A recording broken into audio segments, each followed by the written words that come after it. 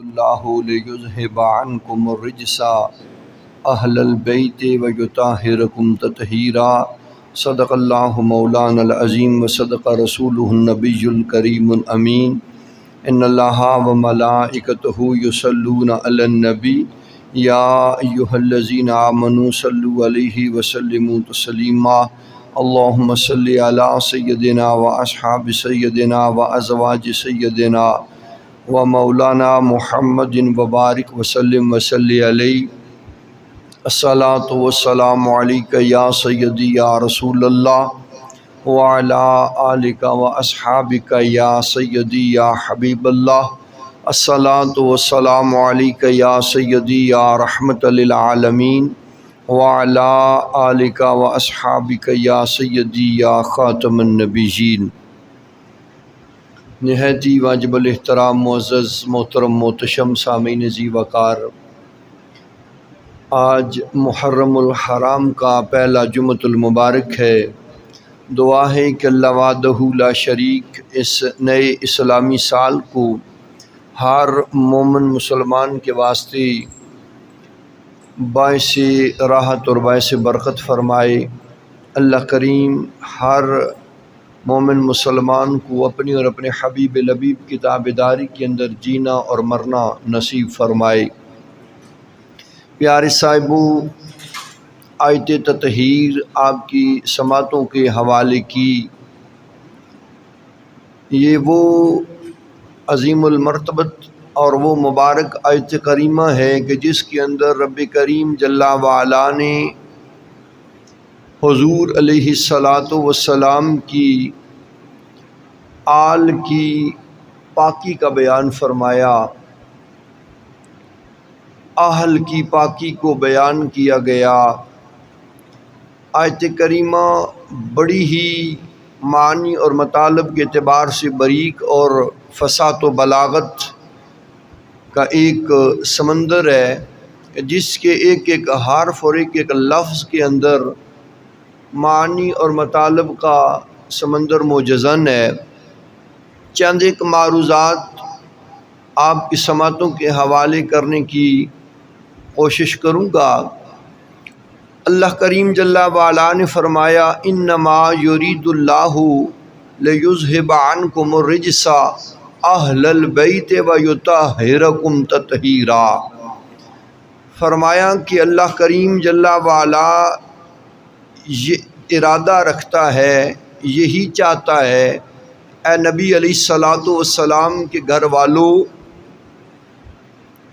کیا ارادہ، کیا چاہت رب کریم کی کہ ناپاکی کو تم سے دور فرما دیا جائے اور تمہیں خوب پاک اور ستھرا کر دیا جائے۔ یہ ارادہ ہے، یہ چاہت رب کریم کی۔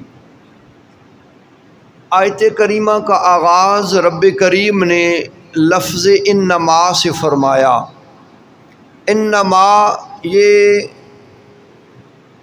جو کلمہ ہے یہ کلمہ حصر ہے، اس کا مطلب ہے بند کرنا، اسی حصر سے حصار ہے۔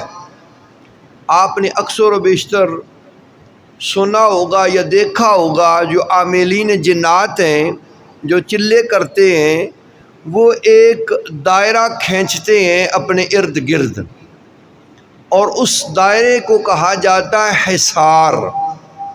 مطلب کیا ہے؟ مطلب یہ ہے کہ اس دائرہ کو جب کھینچ لیا جاتا ہے، کلام پڑھ لی جاتی ہے، تو اب باہر والا اندر نہیں آ سکتا اور اندر والا باہر نہیں جا سکتا، باہر والا اندر اور اندر والا باہر نہیں آ جا سکتا عمل کے دوران یا اس کے اختتام تک۔ یہ حصار ہوتا ہے۔ تو یہاں پر یہی اس کلمہ حصر کا مقصد اور معنی ہے کہ اللہ کریم جل وعلا نے آل بیت اطہار کے اردا گرد جو پاکیزگی کا حصار بنا دیا، تو فرمایا کہ اے لوگو، اب تم باہر والے اس کے اندر نہیں جا سکتے اور اندر والوں تم باہر نہیں آ سکتے۔ اور لفظ رجس بیان کیا گیا۔ رجس کیا ہے؟ یہ ناپاکی ہے۔ رجس کیا ہے؟ یہ پلیتی ہے۔ تو فرمایا گیا مطلب کیا کہ کوئی ناپاکی ان کے قریب نہیں جا سکتی، اور یہ اللہ کریم جل وعلا کی نگاہ لطف و کرم سے کسی ناپاکی کے قریب نہیں آ سکتے۔ تو اس لیے فرمایا انما، اللہ نے انما کے کلمہ حصر سے اہل بیت اطہار کے گرد پاکیزگی کا ایک حصار قائم کر دیا، اور اس حصار کے اندر باہر والا نہیں جا سکتا اور اندر والے اس باہر والوں کے پاس نہیں آ سکتے۔ تو پیارے صاحبو، اسی لیے حضرت حسن رضا فرماتے ہیں کہ ان کی پاکی کا کن کی پاکی؟ آل بیت اطہار، جو حضور علیہ الصلوۃ والسلام کے اہل ہیں، حضور علیہ الصلوۃ والسلام کے گھر والے ہیں، ان کی پاکی کا خدائے پاک کرتا ہے بیان۔ آیت تطہیر سے ظاہر ہے شان آل بیت۔ یہ ان کی پاکی کی بات ہو رہی ہے کہ کوئی پلیتی، کوئی ناپاکی ان کے قریب نہیں جا سکتی۔ پھر آگے ارشاد فرمایا یرید اللہ، اللہ چاہتا ہے، ارادہ فرماتا ہے، ارادہ رکھتا ہے۔ اب یرید جو ہے یہ مضارع کا صیغہ ہے، اس کا مطلب ہے چاہنا۔ تو یہاں پر اگر دیکھا جائے اللہ چاہتا ہے، ارادہ فرماتا ہے، تو یہ ارادہ چونکہ اللہ کریم جل وعلا وہ تو ازلی اور ابدی ہے، اس کے فیصلے غیر متزلزل ہیں، تو جب وہ ازلی اور ابدی ہے تو فیصلے بھی سارے ازلی اور ابدی ہیں۔ قانون بھی یہی ہے کہ جب فاعل ازلی اور ابدی ہے تو فعل بھی ازلی اور ابدی ہونا چاہیے، اور ہے بھی ایسا۔ تو پھر یہ ارادہ کرنا کیا، یہ سمجھ نہیں آتا، جبکہ اللہ کا قرآن کریم کے اندر اعلان ہے انما امرہ اذا اراد شیئا ان یقول لہ کن فیکون۔ اللہ کریم جل وعلا نے تو جب کسی کو وجود عطا کرنا چاہا تو لفظ کن فرما کے اسے مارز وجود میں لے آیا۔ ہر شے کو کن کہہ کے اللہ نے وجود عطا کر دیا۔ تو جب ہر شے لفظ کن سے مارز وجود میں آ چکی ہے تو پھر کیا مطلب کہ یہ ارادہ فرمانا اب قیامت تک اللہ ارادہ فرماتا رہے گا؟ نہیں۔ تو اس کا مطلب کیا ہے؟ اس کا مطلب صرف ارادہ نہیں، اظہار ارادہ ہے کہ رب کریم جل وعلا اظہار ارادہ فرمائے گا۔ کب؟ جب چاہے گا تب فرمائے گا، اور جب ضرورت ہوئی تب رب کریم نے اظہار ارادہ فرمایا ہے۔ مثال کے طور پہ آپ کے سامنے عرض کر دوں، جناب حضرت امی عائشہ صدیقہ عفیفہ عتیقہ رضی اللہ تعالی عنہا، جب آپ پر الزام و اتہام تراشی ہوئی تو کیا ہوا؟ رب کریم جل وعلا نے اپنے کلام لا ریب کے اندر اعلان فرما دیا، محبوب کریم کی جانب وہی بھیج کر اظہار ارادہ فرما کے بتا دیا ھذا بہتان عظیم، یہ بہت بڑا بہتان ہے۔ وہاں پر اظہار ارادہ فرما کر رب کریم جل وعلا نے حضور کے آل بیت کی، حضور کے گھر والوں کی پاکی کا بیان کر کے ان کی عزت اور عظمت اور ان کی شان و شوکت کو روز روشن کی طرح واضح فرما دیا۔ تو وہ اظہار ارادہ فرماتا ہے۔ اب چونکہ پیارے صاحبو وحی کا تو سلسلہ ہی ختم ہو چکا ہے، تو وحی تو آتی کوئی نہیں، تو پھر اظہار ارادہ کیسے؟ تو اللہ کریم جل وعلا اپنی قدرت کاملہ سے ضرورت اور مناسبت کے اعتبار سے وقتاً فوقتاً کسی نہ کسی طرح خرق عادت سے اظہار ارادہ فرما کر آل بیت کی، حضور کے گھر والوں کی پاکی اور پاکیزگی کو روز روشن کی طرح ظاہر فرما کر اپنا اظہار ارادہ فرما دیا کرتا ہے۔ اس کی ایک نظیر آپ کی سماعتوں کے حوالے، بات اور آسان ہو جائے گی، سمجھ آ جائے گی۔ حضرت ابو جعفر محمد بن علی بن موسیٰ رضا فرماتے ہیں،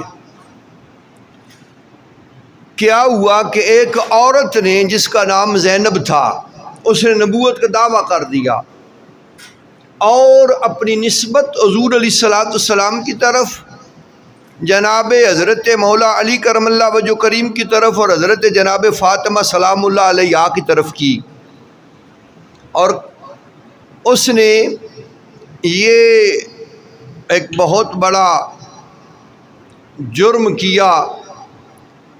تو پیارے صاحبو اسے دربار میں پیش کیا گیا، تو اس وقت جو خلیفہ تھے، جو امیر المومنین تھے، وہ تھے متوکل۔ تو متوکل کے دربار میں اسے پیش کیا گیا، اس نے اپنا دعویٰ جو تھا وہ قائم رکھا اور کہا جیسے کہا ویسے ہی ہے۔ تو پھر متوکل نے اپنے دربار میں بیٹھے احباب علم و دانش سے پوچھا اب اس نسبت کو کیسے درست مانا جائے کہ واقعی یہ حضور علیہ السلام کے گھرانے سے ہے۔ تو وہاں پر پھر فتح بن خاقان نے صلاح دی کہ جناب ایسا کریں کہ آپ حضرت ابو جعفر کو بلائیں، وہ اس حقیقت حال سے پردہ اٹھائیں گے اور اس صورت حال پہ روشنی ڈالیں گے۔ تو جب جناب حضرت ابو جعفر کو بلایا گیا، آپ تشریف لائے، تو بڑے عزت اور اعزاز کے ساتھ آپ کا استقبال کیا گیا۔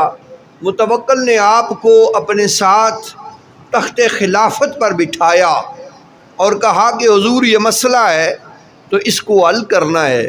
تو فرمایا مشکل ہی کوئی نہیں جناب، ہمارے لیے تو بڑی مشکل بنی ہوئی ہے اور آپ کہتے ہیں مشکل ہی کوئی نہیں۔ فرمایا ہاں کوئی مشکل نہیں ہے، پھر کیسے حل کریں گے؟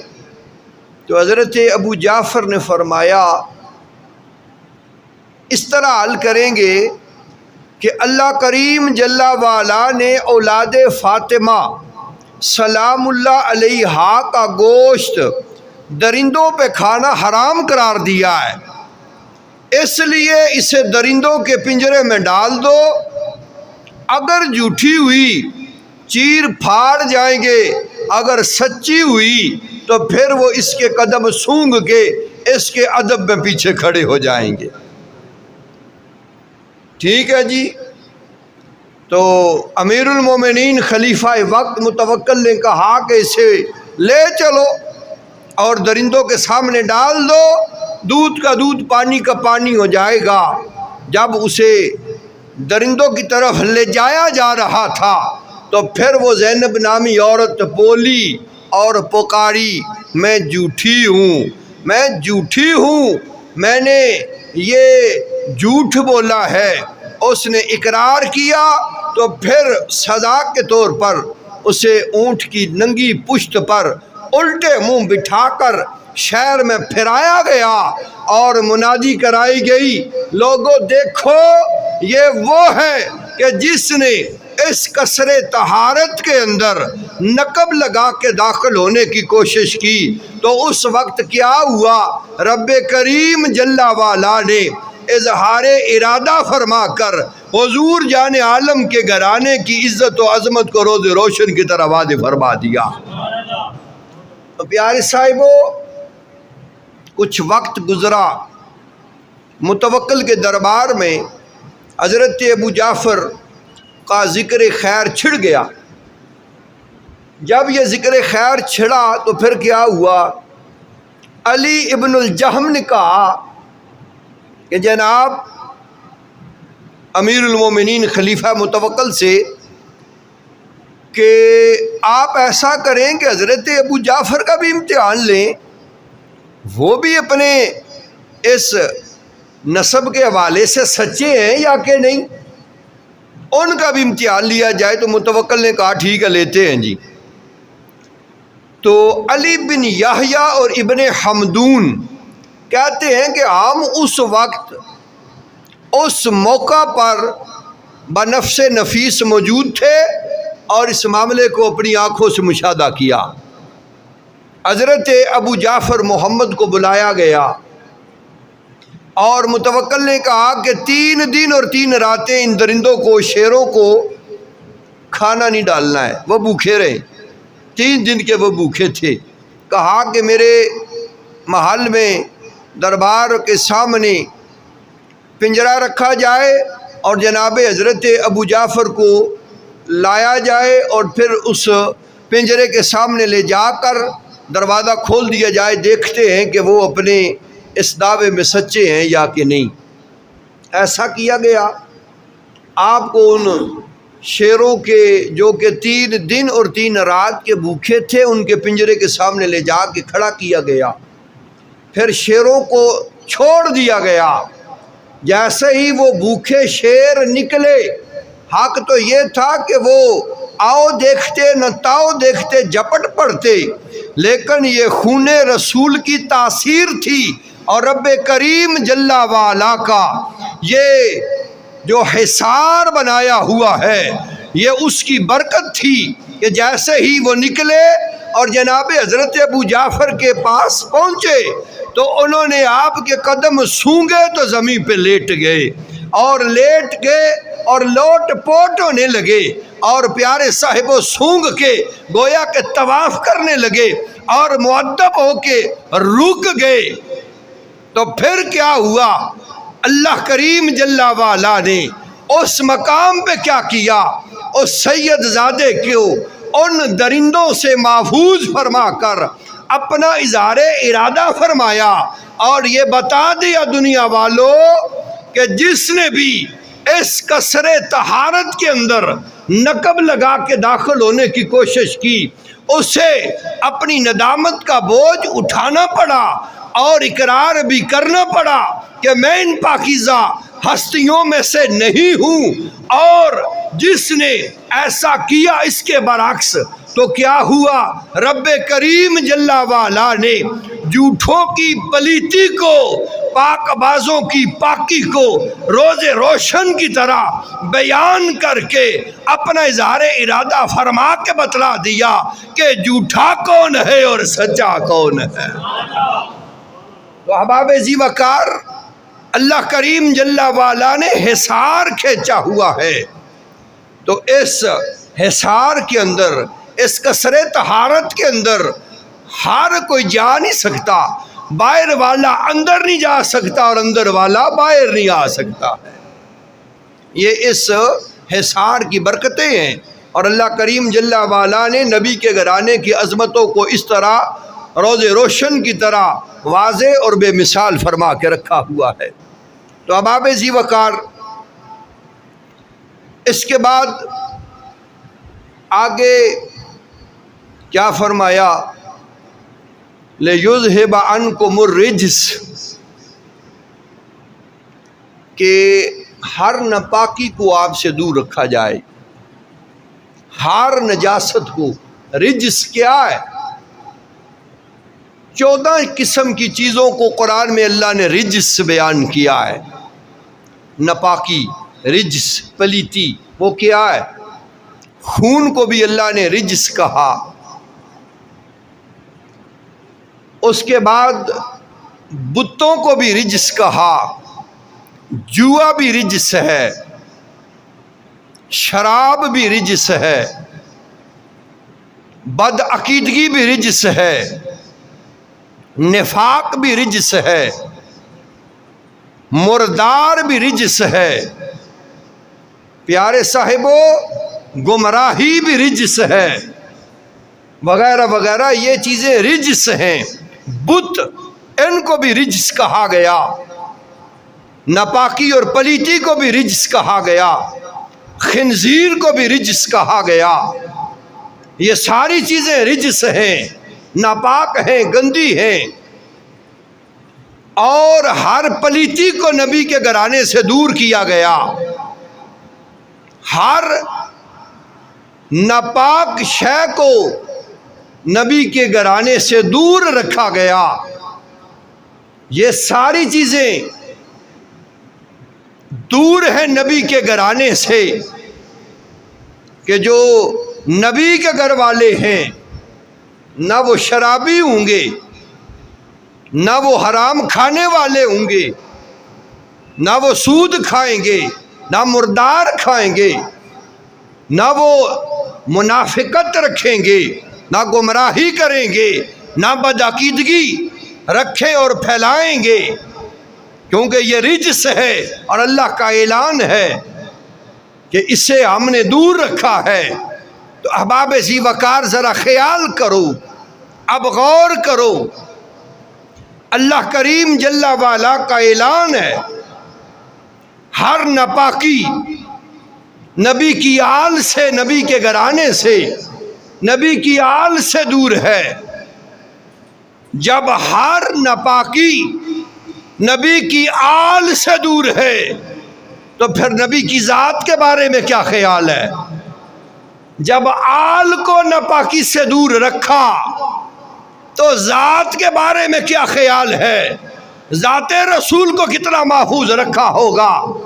اب میرا سوال ہے، ان کالے کتوں سے، ان جہنمی یزیدیوں سے، ان یتیم العلم اور یزید الفکر بدماشوں سے جو شیخین کو تبرہ کرتے ہیں، جو شیخین کو برا کہتے ہیں، جو شیخین کے بارے میں بکواس کرتے ہیں، جو ان کے بارے میں کفر کا فتویٰ دیتے ہیں، او لعنتی کردارو اور ذلیلو، غور کرو اللہ کا قرآن کیا کہتا ہے کہ جب رب اکبر نے آل رسول کو ناپاکی سے محفوظ رکھا تو ذات رسول کے پاس ناپاکی کیسے پہنچ سکتی ہے؟ تو نص قرآنی سے یہ بات روز روشن کی طرح واضح اور ثابت ہے کہ پھر پاک ہیں کون؟ جناب ابو بکر بھی پاک ہے، جناب صدیق اکبر بھی پاک ہے۔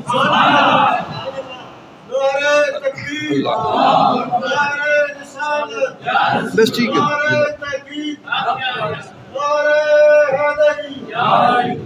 آج ابو بکر صدیق اور عمر فاروق رضی اللہ تعالی عنہ کی بارگاہ کے اندر گستاخیاں اور بے باکیاں کی جاتی ہیں، اور ظالموں عقل ہے تو ذرا سوچو پیارے صاحبو کہ رب کریم نے وصال سے اب تک اور پھر صبح قیامت تک جنہیں اپنے حبیب لبیب کے روضہ اطہر کے اندر حضور جان عالم کی تربت کے پاس ہونے کا شرف عطا کیا ہے، وہ کتنے پاک باز ہیں کہ جس کی نبی کی بارگاہ کے اندر 70,000 صبح 70,000 قدسی شام کو آتے ہیں، اللہ کا اور اپنا درود بھیجتے ہیں، تو جو نبی پاک صاحب لولاک کی صحبت میں ہے وہ تو مرکز درود و سلام ہے۔ پیارے صاحبوں، ان سے بڑا پاک باز اور کون ہو سکتا ہے؟ ان سے بڑی پاکی اور کس کی ہو سکتی ہے؟ تو اس لیے تو کسی عاشق نے بڑی خوبصورت بات کی ہے نا، صدیق عمر دی قسمت تے میں لکھوار جندڑی واراں، صدیق عمر دی قسمت تے لکھوار میں جندڑی واراں۔ کیوں؟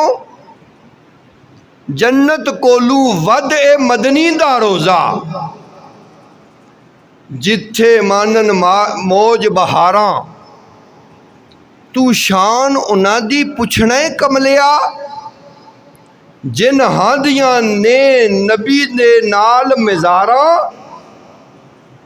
اور جن ہادیاں نے نال نبی دے مزاراں ان کی شان پوچھ رہا ہے. وہ پل پل وکھرا پہنچے جتھے درود سلام ہزاراں. ان کی شان پوچھ رہا ہے، ان کے بارے میں بات کر رہا ہے. وہ پاک نہیں تو پاک کون ہے؟ اگر انہیں پاک نہیں کہتے پھر رب کے قرآن کا بھی انکار کرو، اس رحمان و رحیم کا بھی انکار کرو جس نے اپنے قرآن میں یہ اعلان کیا ہے کہ جب آل کو ہم نے ناپاکی سے دور رکھا ہے تو ذات کو کوئی نہیں رکھا. جب آل ناپاکی سے دور ہے تو پھر ذات کا عالم کیا ہوگا؟ تو اس واسطے معزز سامعین، ہم تو کہتے ہیں کہ آ جاؤ سنیوں کے پاس. یہ سنی وہ ہیں کہ جن کے پاس سے تمہیں در والوں کی بھی محبت ملتی ہے، گھر والوں کی محبت بھی ملتی ہے. اور اسی لیے حضرت حسن رضا نے فرمایا ہے، یہ حسن رضا حضرت امام احمد، امام جو ہمارے امام عشق و محبت ہیں، اعلیٰ حضرت امام احمد رضا خان علیہ رحمت الرحمان، یہ آپ کے چھوٹے بھائی ہیں حضرت حسن رضا. حضرت حسن رضا نے اس لیے فرمایا تھا، یہ جو اشعار پڑھے ہیں نا تو ان کی پاکی کا خدائے پاک کرتا ہے بیان، آیت تطہیر سے ظاہر ہے شان آل بیت.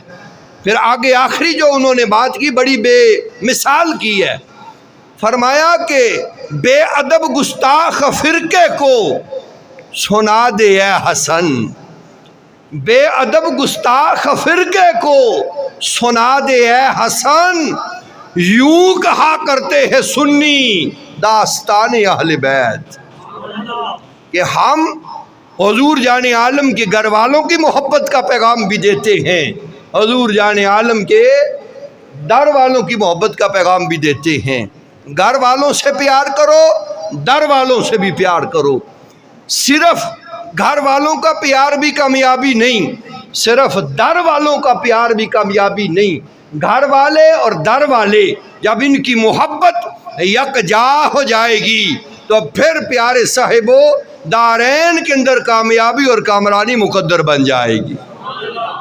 مولا علی نے فرمایا کہ جس نے حضرت ابو بکر صدیق اور حضرت عمر فاروق رضی اللہ تعالی عنہما پر مجھے فضیلت دی، میں اسے 80 کوڑے ماروں گا. ان کی مان لو، نہ بھونکو ان کی خدمت میں. یہ حضور جان عالم کے سسر بھی ہیں، شیخین حضرت ابو بکر صدیق اور حضرت عمر فاروق رضی اللہ عنہما، یہ حضور کے غلام بھی ہیں تو حضور کے سسر بھی ہیں. تو پیارے صاحبو سسر کو کوئی برا کہے تو داماد کو اچھا لگتا ہے؟ تو اس لیے خیال کرنا، رشتے بڑے قریبی اور بڑے کلوز ہیں تو سب کی محبت کو اپنے دلوں میں بسا کے سنبھال کے رکھو اور ان کی محبت کا فیضان پھیلاؤ. ہم گھر والوں کی بات بھی کرتے ہیں، در والوں کی بات بھی کرتے ہیں. اسی لیے حضرت حسن رضا نے فرمایا یوں کہا کرتے ہیں سنی داستان اہل بیت. تو پیارے صاحبو رب کریم جل وعلا نے فرمایا انما یرید اللہ لیذھب عنکم الرجس اہل البیت ویطہرکم تطہیرا. تھوڑی باتیں رہ گئی ہیں، دعا ہے کہ رب کریم جل وعلا ہم سب کو اپنے حبیب لبیب کی اور حضور جان عالم کے پیاروں کی کما حق ہو محبت نصیب فرمائے. وما علینا الا البلاغ المبین. سنو جی.